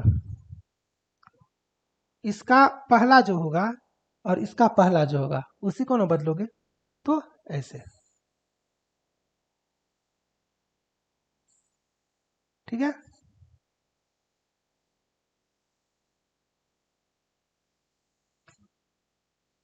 ओके। मतलब ये ए यहां आ जाएगा, ये ई यहां चला जाएगा। ठीक है, ये बी यहां आ जाएगा, ये डी यहां आ जाएगा, ये बी यहां आ जाएगा, ये डी यहां आ जाएगा, ये ए यहां आ जाएगा, ये ई यहां आ जाएगा। तो यही तो मैंने बोला, ए बी सी डी ई, तो ई डी सी बी ए, तो ये हो गया ई डी सी बी ए। ठीक है, तो ये हुआ आपका डायगोनल का एक्सचेंज। अगर नहीं समझ में आया तो एक बार और समझो। जैसे बोला जाएगा रो 5 का डायगोनल, तो रो 5 का डायगोनल ये है और इसका ये नंबरिंग है। नंबरिंग करोगे ना, नंबरिंग करना जरूरी है। और रो 1 या कॉलम 1 का डायगोनल, तो ये हो गया, इसका नंबरिंग 1 2 3 4 5 को बदल दें, तो इसका 1 2 3 4 5 जो है वो इसका 1 2 3 4 5 हो जाएगा। और इसी के लिए टेक्निक लोग बोलता है कि ऐसे कर दो, ऐसे, है ना। तो मैं कर क्या रहा हूं, मैं वही काम तो कर रहा हूं। इस 5 को इस 5 से, इस 4 को इस 4 से, इस 1 को इस 1 से, इस 2 को इस 2 से, इस 1 को इस 1 से बदल रहा हूं, है ना। तो ये ई यहाँ पे, ये ई यहाँ पे, ये डी यहाँ पे, ये डी यहाँ पे, ये यहीं का यहीं, ये बी यहाँ, ये बी यहाँ, ये ए यहाँ, ये ए यहाँ। तो उम्मीद करता हूं आपको ये समझ में आ गया होगा। और डायगोनल के चेंज करने से कौन सा अक्षर चेंज नहीं होता है, मिडिल अक्षर। ये आपको समझ में आया। ये सब कंसेप्ट है, जब क्वेश्चन सॉल्व करेंगे ना तो सब कुछ आपको अच्छे से रिमाइंड हो जाएगा। अब फ्रॉम और ऑफ का कंसेप्ट, अब वॉच टेबल टेस्ट अगर आप लोग देखे होंगे तो आपको ये सब आता होगा। फ्रॉम और ऑफ, यहाँ पे बस इतना समझो कि से का मतलब होता है साथ, साथ लेके चलना। तो जब मुझे एक याद है तो दूसरा का ट्रिक कोई जरूरी नहीं है। साथ तो इसको छोड़ देंगे, इसका मतलब है छोड़कर। मुझे एक से पकड़ना है, एक से। दोनों क्यों याद करूंगा, जब मुझे पता है कि एक में साथ लेंगे और एक में साथ छोड़ेंगे, तो से में साथ तो के में छोड़ेंगे, सिंपल, है ना। तो फ्रॉम जहां पे यूज होगा वहां पे इंक्लूड करते हैं, और ऑफ जहां पे यूज होगा वहां पे एक्सक्लूड करते हैं। इसको आप ऐसे समझो कि पंक्ति 1 और कॉलम 1 का विकर्ण ये है, इसका विकर्ण आपका ये हुआ। अब आपको बोला जाएगा इस विकर्ण का पहला अक्षर, तो आप बोलोगे ये पहला, इस विकर्ण का दूसरा, तीसरा, चौथा। लेकिन अगर क्वेश्चन में विकर्ण से रहेगा, इस विकर्ण से पहला अक्षर, तो जब से आता है तो यही से स्टार्ट करते हैं 1 2 3 4 5, इतना ही डिफरेंस है। ठीक है, अगर यहाँ भी समझ में नहीं आया है तो यहाँ समझो, मैं आपको बोलता हूँ कि आप रो 3, रो 3 और कॉलम 2, पंक्ति 3 और स्तंभ 2 के पे जाए, तो मैं पंक्ति 3 और स्तंभ 2 या रो 3 और कॉलम 2 पे हूँ। यहाँ से दाएं दूसरा अक्षर, तो ये दाएं हुआ। यहाँ से, तो से 1 2, से दाएं दूसरा अक्षर। अगर रहता के दाएं, तो के में ये होता पहला और ये होता दूसरा। तो ये से और के आपको अच्छे से समझना पड़ेगा। नहीं समझ में आया फिर से समझो। मैं बोलता हूं इस ए से दाएं तीसरा अक्षर कौन सा है, तो आप बोलोगे से है, तो 1 2 3। इस ए से दाएं तीसरा अक्षर ये डी है। लेकिन मैं बोलूंगा ए के दाएं तीसरा अक्षर कौन सा है, तो आप बोलोगे ए के इसको छोड़ के 1 2 3 आंसर। तो ये आपको समझना पड़ेगा। से और के का कंसेप्ट, इस पे क्वेश्चन काफी बनता है और इसी पे बच्चे कंफ्यूज करते हैं और फंसते हैं। ठीक है, चलो एक और कॉमन सा क्वेश्चन बता देता हूं। जैसे पूछा जाएगा कि रो 1 के विकर्ण का तीसरा अक्षर, तो मैंने आपको बोला ना कि जब रो का बात होगा, कॉलम का बात होगा, तो ये पोजीशन आपको मैंने स्टार्टिंग में बताया। तो रो 1 के विकर्ण का तीसरा अक्षर सी होगा, है ना, 1 2 3 4 5। और क्वेश्चन होगा कि रो 1 कॉलम 1 का जो पहला अक्षर है, इसके विकर्ण का तीसरा अक्षर, तो पहला दूसरा तीसरा अक्षर ये हो जाएगा। और इस विकर्ण से तीसरा अक्षर, फिर पहला दूसरा तीसरा ये हो जाएगा। तो इसी को समझना है। ठीक है, अब एक कॉमन कंसेप्ट और है आपका, concept of rotation, clockwise, anti clockwise, दक्षिणावर्त, वामावर्त। यहाँ पे जब आपको मूव करने के लिए देगा या रोटेशन देगा, तो आप कैसे मूव करोगे, इसको थोड़ा सा अच्छे से समझो। हमेशा याद रखना, हमेशा आपको कहाँ से जाना है, किनारे से जाना है। अब किनारे मतलब ये किनारा हुआ ना, और मैं हमेशा बोलता हूं जब तक डायरेक्शन नहीं दे तो आपको क्लॉकवाइज फॉलो करना है, क्लॉकवाइज। अगर डायरेक्शन मेंशन नहीं है आपका, तो आपको क्लॉकवाइज जाना है। अब इसका क्वेश्चन कैसा आता है ये आप समझो। जैसे आपसे पूछा जाएगा, आप सी पे हो और सी से क्लॉकवाइज कॉलम 5 होते हुए, या ये भी नहीं दे, सी से क्लॉकवाइज चलते हुए वापस से आप सी पे पहुंचे, तो आप ऐसे पहुंचोगे। इस चीज को आपको अच्छे से समझना है। ठीक है, तो क्लॉकवाइज रोटेशन वाला जो कंसेप्ट होगा ना, उसमें मैक्सिमम चांस है कि आपको किनारे वाला जो रो है या कॉलम है उस पे ही बेस्ड क्वेश्चन पूछेगा। जैसे आप सी पे हो, क्लॉकवाइज आप वापस इसी जगह पे पहुंचे। आप ई पे हो, क्लॉकवाइज आप वापस इसी जगह पे पहुंचे। आप ए पे हो, एंटी क्लॉकवाइज आप उसी जगह पे पहुंचे। इस तरह से आपका होगा। अगर मान करके चलो आपको इस तरह से दे कि आप यहाँ पे हो और आपको क्लॉकवाइज जाना है बी पे, या क्लॉकवाइज आपको कॉलम 5 की तरफ जाना है, तो भी आप ऐसे ही बढ़ोगे। ठीक है, क्लॉकवाइज या दक्षिणावर्त या राइट साइड या दाएं हाथ की तरफ, इस तरह से। एंटी क्लॉकवाइज या वामावर्त या बाएं हाथ की तरफ, इस तरह से, या लेफ्ट साइड ऐसे। तो ये आपको समझ में आया। अब मैं यहाँ से लगभग 30 क्वेश्चन में आपका यहाँ से डिस्कस करूँगा और 31th नंबर क्वेश्चन आपको सॉल्व करना है कमेंट सेक्शन में, बिना किसी का कमेंट देखे आपको कमेंट करना है। तो एक एक करके स्टार्ट करते हैं। स्टार्ट करने से पहले मैं आपको दिखा देता हूँ, वैसे तो डिस्क्रिप्शन में सारा लिंक दिया हुआ है, वहाँ से आप डायरेक्ट जा सकते हो, लेकिन मैं आपको दिखाता हूँ क्योंकि काफ़ी बच्चों को नहीं पता होता कुछ कुछ इंपॉर्टेंट पॉइंट कि कैसे आपको साइको टेस्ट का प्रैक्टिस लैपटॉप से करना है, किन किन बातों को ध्यान में रखना है, वो मैं थोड़ा सा आपको अच्छे से समझा देता हूँ। देखो, आप लोग अपने अपने लैपटॉप में गूगल खोलना तो जानते होगे, है ना?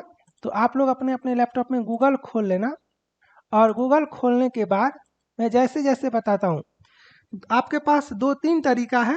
एक कि जैसे ये GDCE ALP साइको टेस्ट के लिए पूरे इंडिया का नंबर 1 प्लेटफॉर्म है, तो आप नॉर्मली अगर GDCE वाले बच्चे हो तो आप GDCE ALP साइको टेस्ट, ये जब आप लिखोगे साइको टेस्ट, तो आपका जो है वो लिख करके आप सर्च करना, तो सबसे ऊपर में आपका अनलिमिटेड एजुकेशन का आ जाएगा। ठीक है, तो ऊपर में आ गया। चौथा नंबर पे भी अनलिमिटेड एजुकेशन ही है, मतलब टॉप 4 में देख रहे हो आपका 2 अनलिमिटेड ही है। तो इसमें आप अनलिमिटेड एजुकेशन के वेबसाइट पे चले जाना। यहाँ पे जाने के बाद आपका अनलिमिटेड एजुकेशन का वेबसाइट ओपन हो जाएगा। ठीक है, इस तरह से। अब यहाँ पे लॉगिन, बिफोर लॉगिन और आफ्टर लॉगिन अलग अलग तरह से दिखता है, तो बिफोर लॉगिन ये सब आपको अभी चेक नहीं करना है, अगर मन है तो चेक कर सकते हो, यहाँ पे भी सब कुछ आपको दिख जाएगा, फ्री वीडियोज, पेड वीडियोज, सब कुछ।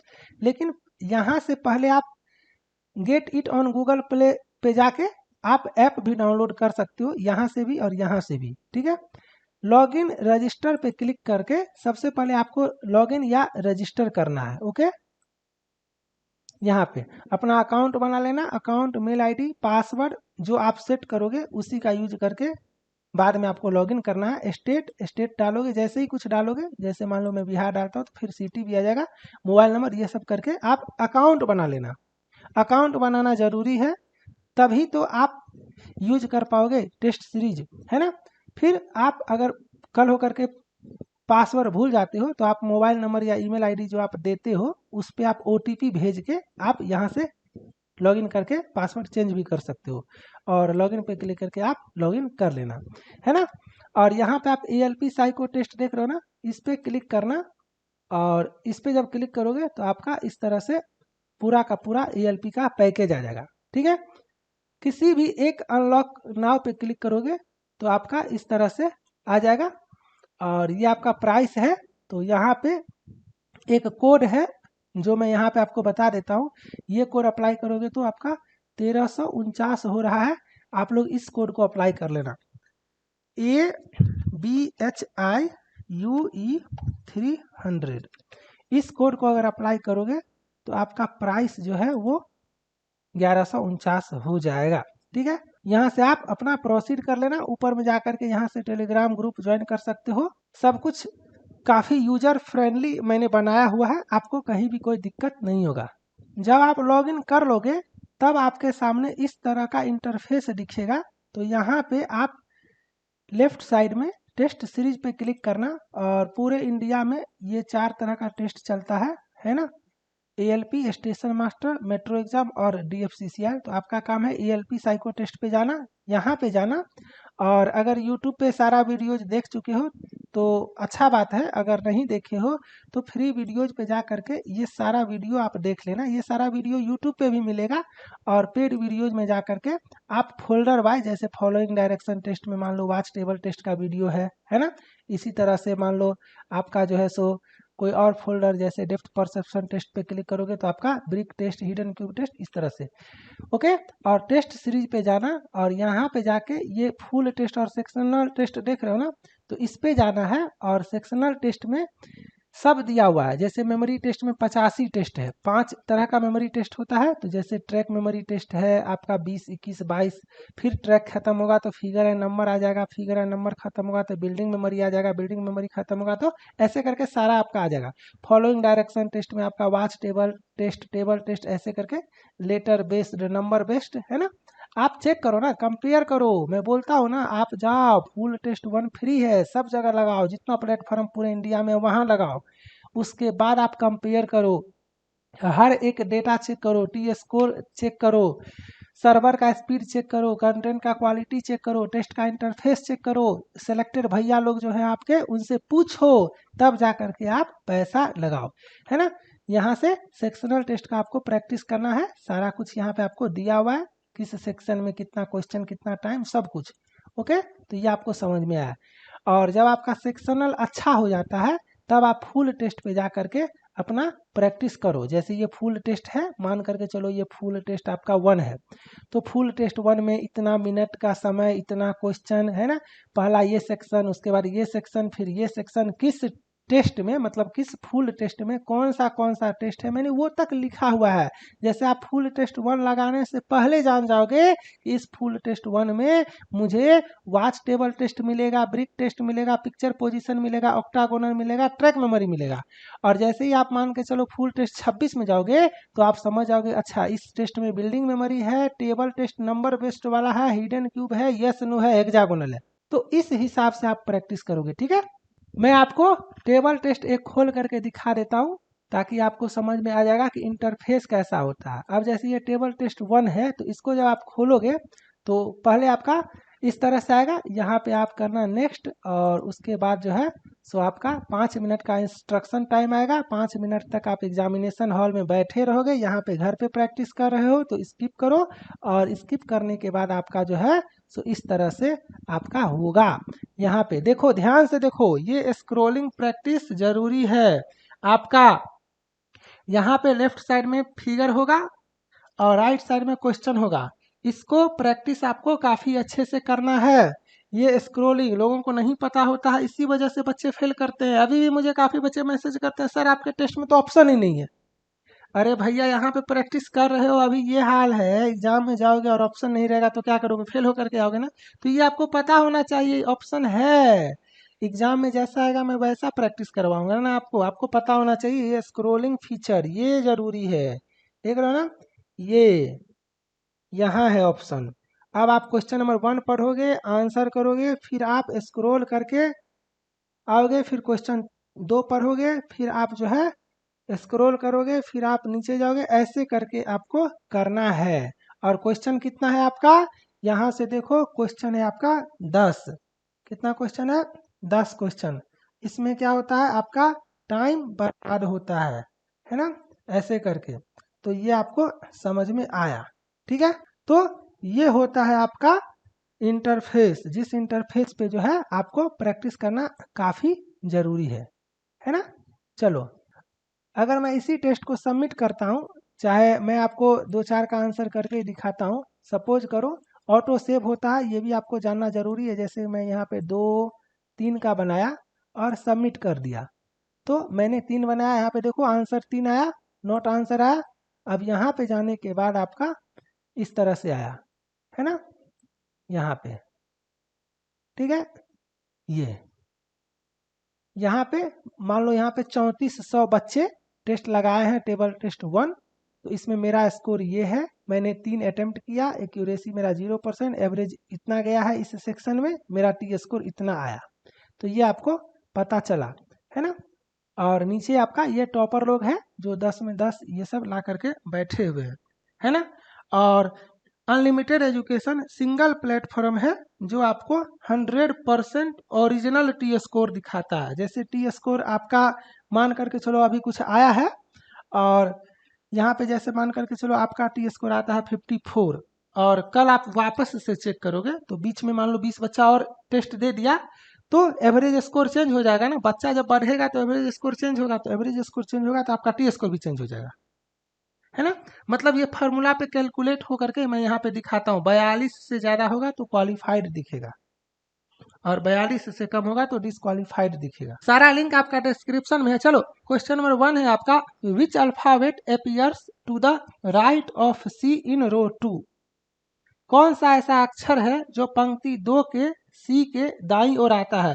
अब पंक्ति 2 है मेरा ये, इसमें सी है ये, सी के दाईं ओर है आपका डी, तो आंसर होगा डी। ठीक है, which alphabet appears to the right of C in row 2? तो सी इन रो 2 है ना, आपको रो 2 में सी का पता लगाना है, तो सी यहाँ पे है, तो D1 is in the right of C, तो ये आपको पता चला, तो आपका आंसर हो गया डी।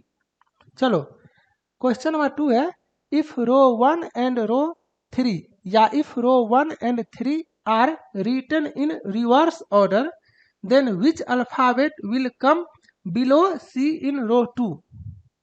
यदि पंक्ति 1 और 3 को उलट कर लिखें या लिखा जाए तो पंक्ति 2 के सी के नीचे कौन सा अक्षर आएगा? अब इस कंडीशन में आपको पहले लिखना नहीं है, क्वेश्चन बताते समय मैं कुछ कुछ इंपॉर्टेंट पॉइंट बताऊंगा, आपको उसको भी फॉलो करना है, आपको लिखना नहीं है। पहले आपको क्वेश्चन पूरा पढ़ना है कि पंक्ति 1 और 3 को उलटकर लिखने पे पंक्ति 2 के सी के नीचे, अब पंक्ति 2 का सी ये है, सी के नीचे ये है, तो यहाँ पे हमेशा पोजीशन याद रखना, पोजीशन याद रखोगे तो आप क्वेश्चन आसानी से बना सकते हो। यहाँ पे क्या है, तो मैं 1 को भी चेंज कर रहा हूँ और 3 को भी चेंज कर रहा हूँ, 3 को भी चेंज कर रहा हूँ, तो ये 3 में है ना, तो 1 से मुझे कोई मतलब है ही नहीं, मैं क्यों 1 को रिवर्स ऑर्डर में लिख करके अपना टाइम बर्बाद करूंगा, मैं सिर्फ 3 देखूंगा। अब 3 में ये ई यहाँ पे आ जाएगा आंसर। अब ये आपको हो सकता है नहीं समझ में आया हो, तो पहले स्टेप वाइज चलते हैं। पंक्ति 1 को उल्टा लिखो, तो यहाँ पे आया ई, यहाँ आया डी, यहाँ आया सी, यहाँ आया बी, यहाँ आया ए। पंक्ति 3 को यहाँ आया सी, यहाँ आया बी, यहाँ ए, यहाँ ई, यहाँ सी। अब क्वेश्चन है पंक्ति 2 के सी के नीचे क्या है, तो ई है आंसर। तो ये हुआ आपका प्रोसेस। मैं क्या बोल रहा हूँ, ऐसे नहीं बनाना है, मुझे कैसे बनाना है, मुझे बनाना है पंक्ति सी के नीचे बी आया, अब पंक्ति 3 को उल्टा लिखेंगे तो ये ई यहाँ पे चला जाएगा आंसर। ठीक है, चलो आगे देखो, समझोगे एक एक करके, जब सारा क्वेश्चन देखोगे तो आप सब समझ जाओगे।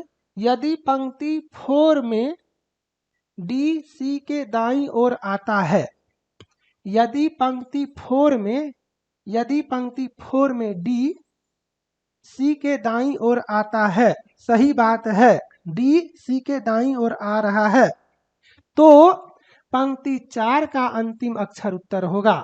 पंक्ति 4 का अंतिम अक्षर है बी, आंसर होगा बी। आगे नहीं पढ़ेंगे, क्यों नहीं पढ़ेंगे, क्योंकि मेरा कंडीशन सेटिस्फाइड हो चुका है। पंक्ति 4 में डी सी के दाईं ओर आता है, तो उत्तर पंक्ति 4 का अंतिम अक्षर होगा। यदि नहीं तो पंक्ति 3 के बीच का अक्षर होगा। अब हम उसके आगे देखेंगे क्यों, मैं उसके आगे जाऊंगा ही नहीं, समझ में आया। If ever D appears to the right of C, yes, D appears to the right of C in row 4, okay, then answer is the last alphabet of row 4, तो answer is the last alphabet of row 4. Now you don't have to read the second part of this question because first condition is already satisfied, okay. अब question 4 है, पंक्ति 2 में सी के ऊपर वाले अक्षर के बाईं ओर कौन सा अक्षर होगा? Which alphabet will appear to the left of alphabet above C in row 2? पंक्ति 2 में C के ऊपर, पंक्ति 2 में C के ऊपर वाले अक्षर के बाईं ओर कौन सा अक्षर होगा? तो C। मैंने थ्योरी जो अभी इससे पहले बताया उसमें मैंने सब कुछ आपको बता दिया है ना। Which alphabet will appear to the left of alphabet above C in row 2? Go and check in row 2 where is C. C is at this place. Now go to above C. D will come. Now go to the left of this D. Answer will be C. ठीक है, चलो question number 5. Which alphabet is above E of row 5? पंक्ति 5 के ई के ऊपर कौन सा अक्षर है? तो पंक्ति 5 के ई के ऊपर है ए. के ऊपर पूछा है, सबसे ऊपर नहीं पूछा है, तो आंसर होगा ए. ठीक है, which alphabet is above E of row 5? तो रो 5 ये है, इसका ई ये है और इसके अबव में ये है. चलो question number 6. The answer to this question will be the alphabet that appears between B and E after reversing row 4. इस प्रश्न का उत्तर वह अक्षर होगा जो पंक्ति 4 को उलटने के बाद बी और ई के बीच में आया है. तो पंक्ति 4 को उलट दो तो ये बी आ जाएगा यहाँ पे, ये ए आ जाएगा यहाँ पे, ई यहीं पे रहेगा, डी आ जाएगा यहाँ पे और सी आ जाएगा यहाँ पे. अब है इस प्रश्न का उत्तर वह अक्षर होगा जो पंक्ति 4 को उलटने के बाद बी और ई के बीच में, बी और ई के बीच में. A answer. इस क्वेश्चन को और कैसे बना सकते थे? इस क्वेश्चन को ऐसे भी बना सकते हो कि पंक्ति 4 को उलटने के बाद बी और ई, तो ई चेंज आपका होगा नहीं, ई चेंज आपका होगा नहीं. ई और बी के बीच में ए है, ये बी यहाँ आएगा, ई और बी के, इसको ऐसे कर दिए, ये ई बी था, अब ई यहाँ है, बी इधर आ गया, तो इस दोनों के बीच में ए है, तो इस चेंज के बाद भी यहाँ ए ही रहेगा बीच में. ऐसे समझो, ये ए यहाँ आ गया, ये बी यहाँ आ गया, ई यहीं का यहीं है, तो आंसर. ठीक है, the answer to this question will be the alphabet that appears between B and E after reversing row 4. चलो question number 7. If all alphabet of column 2 are reversed, which alphabet will come between E and B of row 2? यदि column 2 के सभी अक्षर उलट दिए जाएं तो पंक्ति 2 में ई एवं बी के बीच का अक्षर क्या होगा? तो पंक्ति 2 में ई एवं बी, ई एवं बी के बीच का अक्षर है ए. अब पढ़ेंगे क्वेश्चन का फर्स्ट पार्ट. यदि कॉलम 2 के सभी अक्षर उलट दिए जाए, तो ये आंसर जो है वो तो मेरा कॉलम 2 में आया है, ये जो पोजीशन है वो तो कॉलम 2 में है. अब बोला गया है कॉलम 2 को उल्टा भी किए हुए हैं, तो यहाँ पे ये डी आ जाएगा आंसर. ये आपको समझना पड़ेगा, ये प्रैक्टिस से होगा. फास्ट कैसे सोचना है ना. जैसे ये क्वेश्चन है, यदि कॉलम 2 के सभी अक्षर को उलट दिए जाएं तो अभी नहीं उल्टेंगे, तो पंक्ति 2 में ई और बी के बीच में, पंक्ति 2 में ई और बी के बीच में ए आया है और ए जो है सो कॉलम 2 में है, इसीलिए उलटने के बाद यहाँ पे डी आ जाएगा. अगर कॉलम 2 को नहीं उलटते, मान के चलो यहाँ पे कॉलम 4 को उलटते, तो फिर जो आंसर आया था डायरेक्ट वही आ जाता. तो पोजीशन इंपॉर्टेंट है. मेरा कॉलम 2 में आ रहा है आंसर और 2 को उलट रहे हैं, है ना. चलो question 8. On moving from left to right in the first row up to column 3 and then downwards to row 3, which alphabet appears only once? पहली पंक्ति में बाएं से दाएं कॉलम 3 तक, on moving from left to right in the first row, कहाँ तक? Column 3 तक. पहली पंक्ति में बाएं से दाएं कॉलम 3 तक, फिर नीचे पंक्ति 3 तक, यह ना पंक्ति 3 जाने पर वह कौन सा अक्षर है जो केवल एक बार आया है? तो ए बी सी बी ए 2 बार है, बी 2 बार है, सी आपका सिर्फ 1 बार आया है, तो आपका सी आंसर. ठीक है, क्वेश्चन नंबर 9 देखो. On moving from right to left in row 3 up to column 2, है ना। पंक्ति 3 में दाएं से बाएं कॉलम 2 तक चलने पर, अब पंक्ति 3 ये है और दाएं से बाएं बोला गया है, तो दाएं से स्टार्ट करेंगे और कहाँ तक चलना है, कॉलम 2 तक, ये है ना कॉलम 2। तो on moving from right to left in row 3 up to column 2 which alphabet appears below E. अब यहाँ पे आए, अब इसके बिलो में क्या है, तो डी है ना। बिलो है, बिलो या just below, answer will be same. Okay, क्या पूछा है, ई के नीचे पूछे, ई के ठीक नीचे पूछे तो आंसर डी होगा, ई के सबसे नीचे पूछता तो आंसर सी होता। Question number 10, start from upper right hand corner, upper right hand corner, यहां से ऊपर के दाहिनी कोना से आरंभ करते हुए बाईं ओर इस प्रकार चलिए कि आप फिर उसी स्थान पर लौट जाएं जहां से आपने आरंभ किया था। अब कैसे मूव करोगे, ऐसे मूव करेंगे, ठीक है। ऊपर के दाहिने कोने से आरंभ करते हुए बाईं ओर इस प्रकार चलिए कि आप फिर उसी स्थान पर लौट जाएं जहां से आपने आरंभ किया था। दूसरा डी और दूसरा बी के बीच में कौन सा अक्षर आता है, तो पहला डी, दूसरा डी, पहला बी, दूसरा बी, तो दूसरा डी और दूसरा बी के बीच में आता है सी, तो सी मेरा आंसर होगा। Start from upper right hand corner and go towards left in such a manner as to reach the starting point.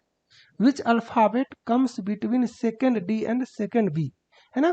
तो you have to start from this point and you have to go in the left hand side direction and again you have to reach at starting point. Okay, और मैंने आपको बताया हुआ है ना starting में, I have told you ना, always you have to go और follow the side by path, किनारे से, है ना, ये आपको फॉलो करना है। तो हो गया इस क्वेश्चन का आंसर। चलो यहाँ पे मैं इस लेक्चर को रोक देता हूँ क्योंकि लेक्चर का ड्यूरेशन काफ़ी ज़्यादा लंबा हो रहा है। तो एक पार्ट आएगा आपका पार्ट 2, इसको बोलते हैं पार्ट 2। इसमें हम लोग बात करेंगे क्वेश्चन नंबर 11 से लेकर के क्वेश्चन नंबर 31 तक, है ना। मैं इस पूरा का पूरा 31 क्वेश्चन में ना हर एक कंसेप्ट का यूज किया हूँ।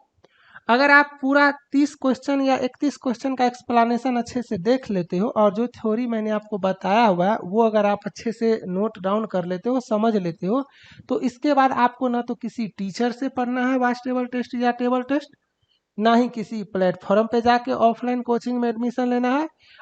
इसमें है ही नहीं कोई कुछ बताएगा क्या, एग्जाम ऑनलाइन होगा ना, ऑनलाइन सेट चाहिए ना प्रैक्टिस करने के लिए, नंबर 1 प्लेटफॉर्म का सेट है, इससे बढ़िया सेट है ही नहीं, मिलेगा ही नहीं। तो शांति से प्रैक्टिस करो, जितना मन है उतना प्रैक्टिस करो। लेक्चर अगर पसंद आया है तो लाइक कर देना, चैनल को सब्सक्राइब तब तक के लिए कर लो जब तक आपका सिलेक्शन नहीं हो जाता है। टेलीग्राम ग्रुप में रहना है, वेट करो पार्ट 2 का। और अगर पार्ट 1 में कोई भी कंफ्यूजन होता है तो कमेंट कर देना, मैं पार्ट 2 में उसको ले लूँगा, एक्सप्लेन कर दूंगा, समझा दूंगा। तब तक आप लोग अच्छे से रहो, मिलते हैं नेक्स्ट लेक्चर में, बाय, थैंक यू।